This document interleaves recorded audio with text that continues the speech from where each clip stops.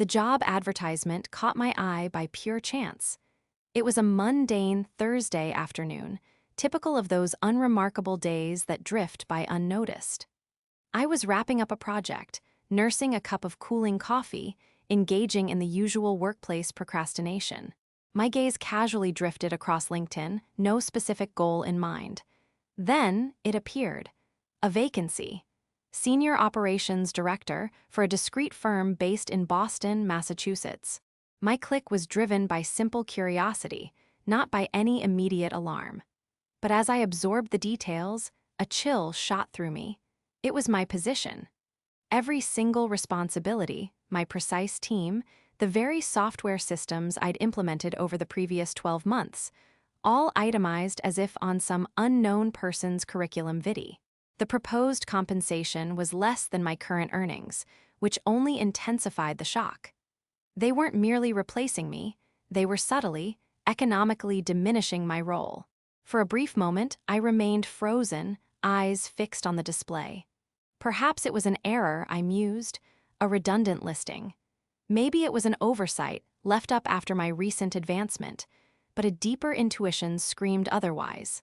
Such critical information isn't simply forgotten, especially not by a corporation as precise as this one. I refreshed the display. It persisted. The identical listing, the identical deception.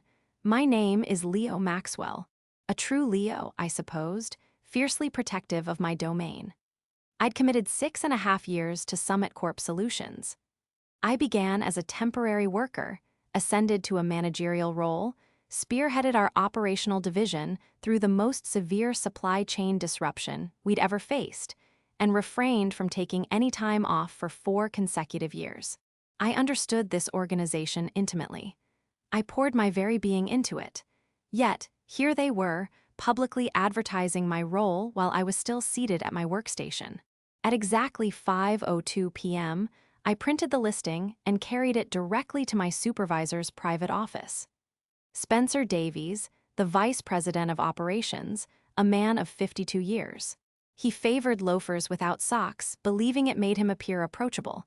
He didn't bother to look up when I stepped inside. "I need a moment," I stated, my voice unnervingly calm. He gestured, annoyed, towards a chair. "What's the issue?" I slid the printed page across his expansive desk. He glanced at it, squinted slightly, and then smirked. "Oh, that," he said, tapping it with a single finger. "Yes, I spotted that earlier today. Must be some kind of system glitch." He chuckled, as if this situation was amusing. A glitch? A job advertisement, meticulously crafted, refined, and officially published with HRS approval. Just a minor system hiccup. "Right," I replied, forcing a smile, just enough to induce a flicker of discomfort in him. "These things happen." He shrugged, already pivoting his attention back to his emails. "Anyway, let's touch base next week. Swamped right now." I rose. "Absolutely," I affirmed. "I'll circle back." He didn't perceive the subtle shift in my demeanor. He didn't grasp the gravity behind those simple words. He didn't even notice I hadn't taken a seat at all. Upon returning to my workspace, I closed all open applications save one, the secure interface. This particular window linked me directly to Dr. Julian Cole, the external consultant retained by the board last year to evaluate our internal vulnerabilities during a period of rapid expansion. I still possessed his contact information, because it was I who had prevented the company's implosion during the botched onboarding fiasco. It was I who had quietly rectified the messes Spencer had created behind the scenes. I didn't send a text message nor an email, I called him. "Leo," he answered on the second ring, sounding surprised. "I need 5 minutes," I stated. He generously offered 15. That night, sleep eluded me. Not solely due to anger, though I certainly felt it, but because crucial decisions loomed. I could simply depart, allowing them to prevail. Let Spencer replace me with someone cheaper and rationalize it as a strategic move.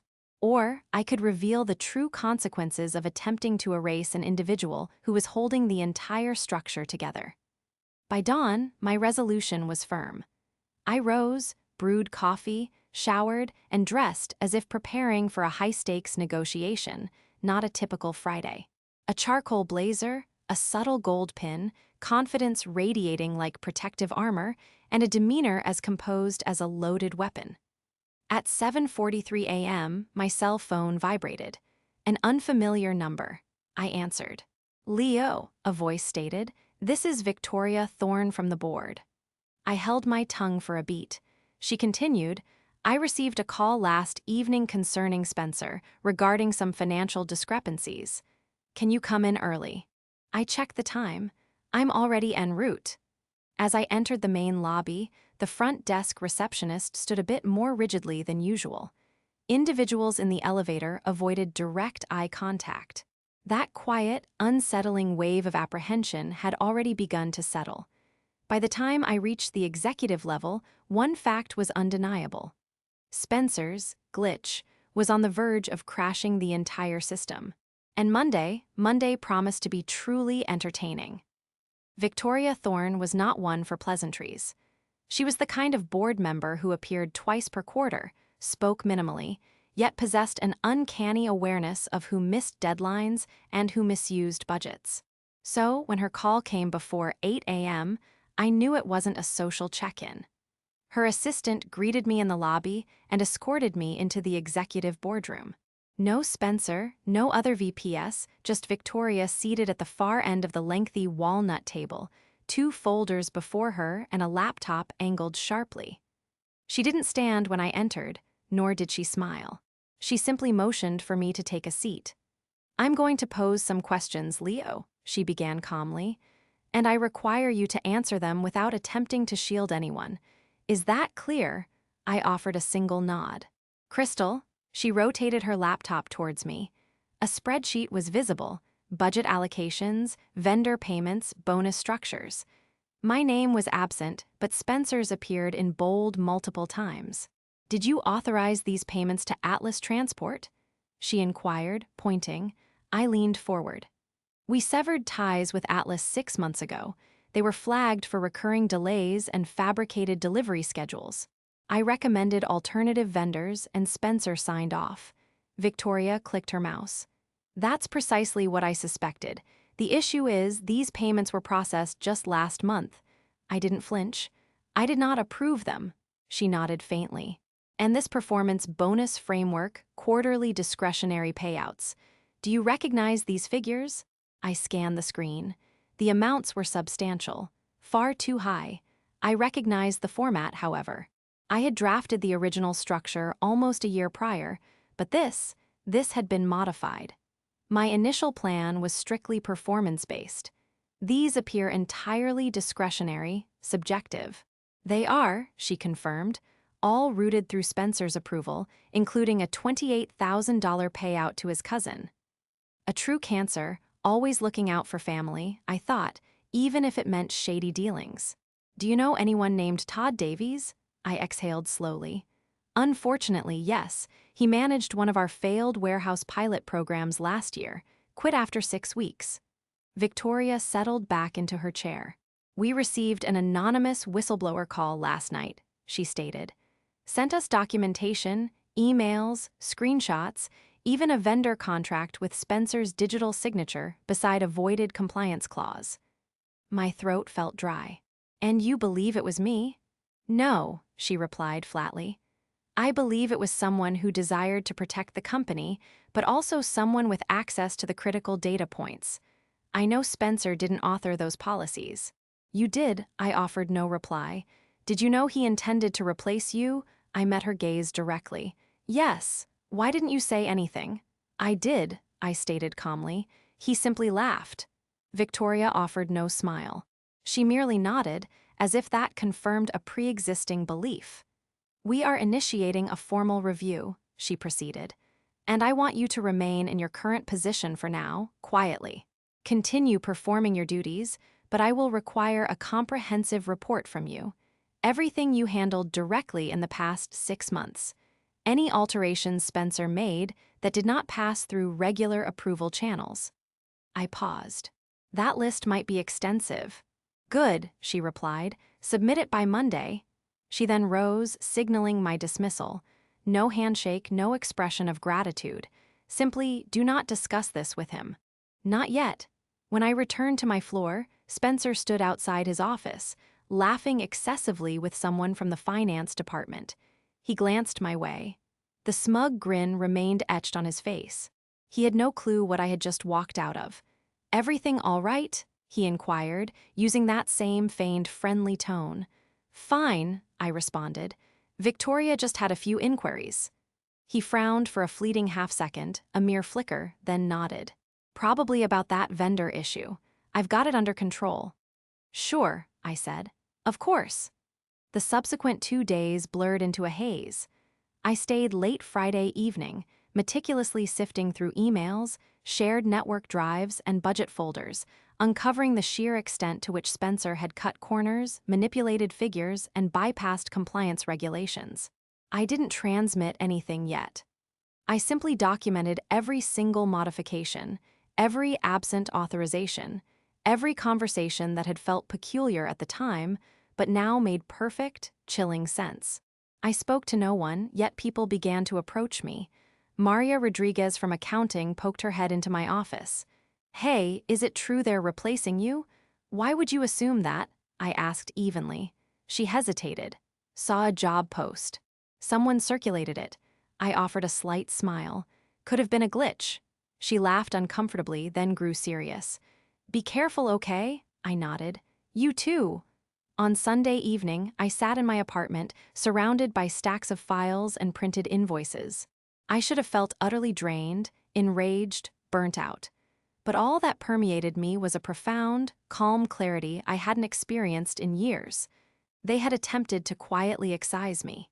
They overlooked who had constructed the very framework they were still relying upon. And now, they were about to discover that removing a keystone doesn't just create a crack. It brings the entire edifice crumbling down. Tomorrow was Monday, and Spencer's laugh, it wouldn't endure the day. Monday morning felt distinct the instant I stepped off the elevator. A palpable chill permeated the air. Not from the building's climate control, but from the hushed way people moved. Faster, quieter, as if something was amiss, yet no one possessed the complete picture. Just whispers, fragmented emails. The tension that accumulates before a storm finally breaks. I walked directly to my office. My inbox was already inundated. Subject lines containing phrases like urgent, follow-up needed, and board inquiry. Some messages were from departments I rarely interacted with. Others were from individuals who typically avoided even uttering my name. The initial email I opened was from Human Resources. "Leo, please report to conference room B at 10:30 a.m. for a follow-up discussion. Internal audit ongoing. Please do not discuss this request with anyone." It bore no recognizable signature, only a title. Director, Corporate Compliance and Risk. By 10:15, I was seated in conference room B, my laptop closed, and my weekend report neatly arranged within a labeled folder. I hadn't dressed for combat, nor had I dressed to disappear. I wore a crisp black blouse, no jewelry, no fragrance, just quiet authority. The room gradually filled. 2 HR representatives, a compliance officer, and then, without any introduction, Spencer walked in. He clearly hadn't anticipated my presence. He froze for a split second before plastering on a smile, as if nothing was amiss. "Hey everyone," he greeted, sliding into the chair directly opposite mine. "Let's make this quick." One of the HR reps, a woman named Brenda Peterson, cleared her throat. "Spencer, we've been instructed to conduct a preliminary review of recent financial and operational decisions linked to vendor management and internal policy deviations. We've received documentation over the weekend that necessitates clarification." Spencer chuckled softly at first, then with that familiar air of dismissiveness that had become his signature. "Okay, well, I'm certain we can clear up whatever this is. Probably a simple misunderstanding." Brenda didn't bat an eye. "We'll commence with a vendor list spanning February to June, specifically Atlas Transport."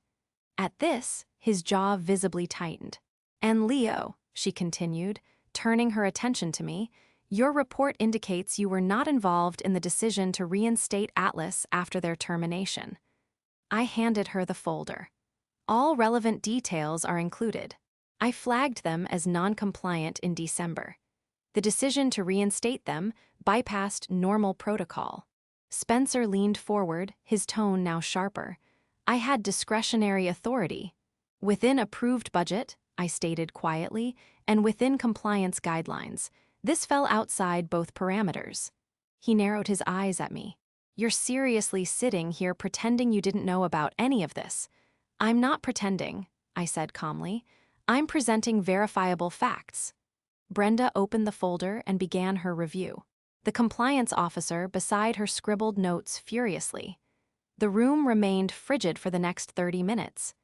Every document I'd submitted was scrutinized aloud, every signature line, every discrepancy, every missing timestamp. By the conclusion of the meeting, Spencer had ceased his interruptions. He sat back, arms folded, his face rigid with a quiet panic he couldn't quite conceal. When the meeting concluded, Brenda was the first to rise. "We'll be escalating this to the executive committee. For the time being, please refrain from accessing vendor accounts or authorizing financial transactions until further notice." Spencer's voice cracked slightly. "You're sidelining me?"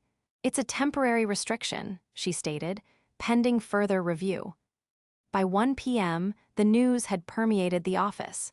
Not the specifics, just enough of the major points to ignite murmurs in the corridors and hushed conversations near the coffee machines. People who hadn't engaged with me in months suddenly sought to check in. Even the chief financial officer stopped by my office. No questions, just a quiet, "Good to see you holding steady." By 3:30 p.m., my phone vibrated with a message from Victoria Thorne. "Executive review at 4. Your presence is required." No explanation, no pleasantries, just a time and an expectation. At 3:59 p.m., I entered the executive boardroom alone. No assistant, no folders, just the weight of every documented truth I'd been compelled to carry. Victoria stood when I entered, as did the general counsel, the CFO, and 2 board members I didn't know well. And in the corner, unexpectedly, sat Mr. Sterling Hayes, the company's founder, retired a decade prior. He hadn't been seen in the office since. He nodded at me. "Leo." I returned the nod. "Sir." Victoria gestured for me to sit. She wasted no time. "We've reviewed your documentation," she began. "What you've unearthed extends well beyond Spencer's missteps." I remained silent. She continued, "Bonus manipulation, falsified evaluations, replacement of staff with contractors tied to shell accounts. Even Spencer's cousin was drawing a salary after his resignation." The CFO spoke up next. "You were on that list, too. He had already coded your replacement as in training under a different name. You were, on paper, gone weeks ago." The room fell into a heavy silence for a moment. Mr. Hayes broke it. "I built this company on the backs of people who worked diligently, spoke honestly, and played fair." He looked directly at me. "I want you to remain." Victoria interjected. "We're offering you the role of head of strategic operations, with full authority to restructure all processes flagged in your report." I didn't respond immediately, no longer merely reacting. I was deliberating. Finally, I nodded. "On one condition." Everyone looked up. "No private discussions, no hidden channels. If I discover another phantom account, silent budget reduction, or internal retaliation, I will go directly to federal auditors. No warnings next time." Mr. Hayes smiled faintly. "Fair enough.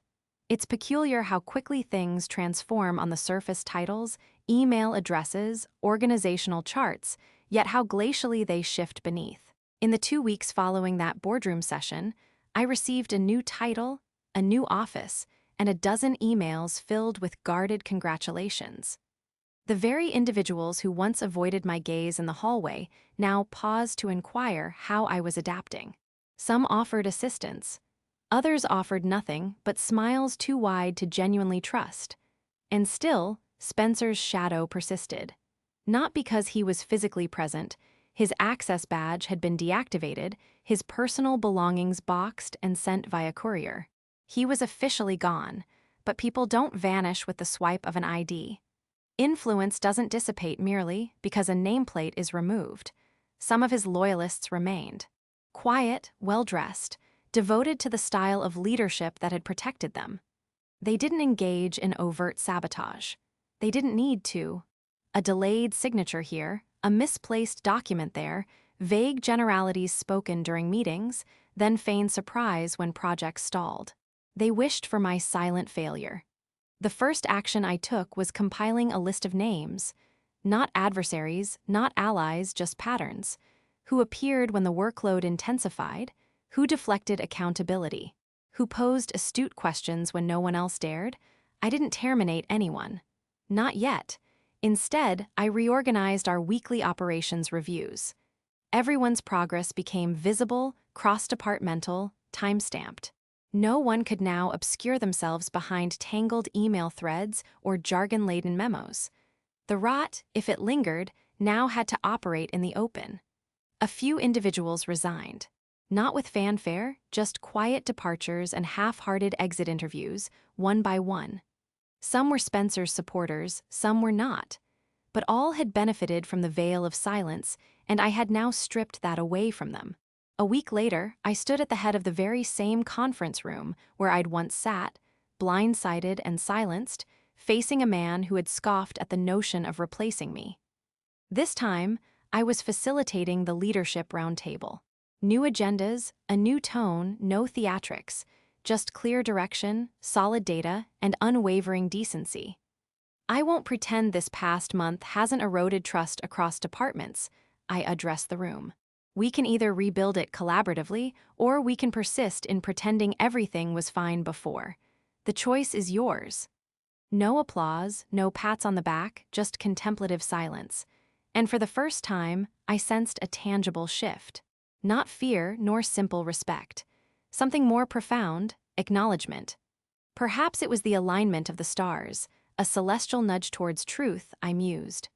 One afternoon, I walked past Chloe Miller, the department head who once looked right through me as if I were a mere placeholder, and she actually stopped me. "Hey," she began. "I wanted to say I didn't expect things to move so quickly, but you've remained incredibly steady. That matters more than people realize." I didn't smile, but I nodded. "Thanks," because I didn't require commendation. I needed people to perform the work. That Friday, I exited the office at 6:03 p.m., the earliest I'd left in months. I passed the break room and caught my reflection in the glass. Same face, a vastly different presence. Not someone who had been spared, not someone who had been saved, someone who had survived entirely on her own terms. When I arrived home, I settled by the window with a cup of tea and opened my notebook. The one I'd started when everything began to unravel. It was nearly filled now. Dates, incidents, victories, setbacks, individuals who surprised me for better and worse. Lessons, countless lessons. On the final page, I inscribed, "Sometimes the cruelest thing they can do is underestimate you, and sometimes it's the greatest gift they will ever bestow." Spencer never made contact. He didn't offer an apology, didn't request a reference, didn't fabricate excuses. However, I learned from a former colleague that he'd been attempting to circulate his resume. No one was biting. Word spreads faster than individuals assume, particularly when you've burned every bridge and still cling to the belief that someone else ignited the flame. As for me, I didn't seek revenge, not in the dramatic fashion depicted in movies or headlines. There was no theatrical takedown, no viral video, no public address that stunned the audience. Just silence, consequences, and profound clarity. I didn't destroy him. He achieved that entirely on his own. All I did was ensure the truth had a place to be heard. By the close of the quarter, the board formally extended a permanent offer for the role of Senior Vice President of Strategic Operations. Not just a mere title, but genuine authority, a true seat at the decision-making table. I didn't accept immediately.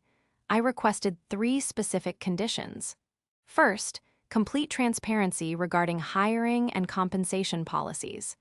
Second, The establishment of a mentorship program specifically for women and underrepresented employees. Third, a company-wide audit of internal ethics practices. They agreed, not out of generosity, but because they simply could not afford to lose me again. The truth is, I don't know if this company will ever embody the ideals presented in its mission statement. But I now know precisely who I am. I am not merely a survivor. I am not simply someone who persevered. I am a builder.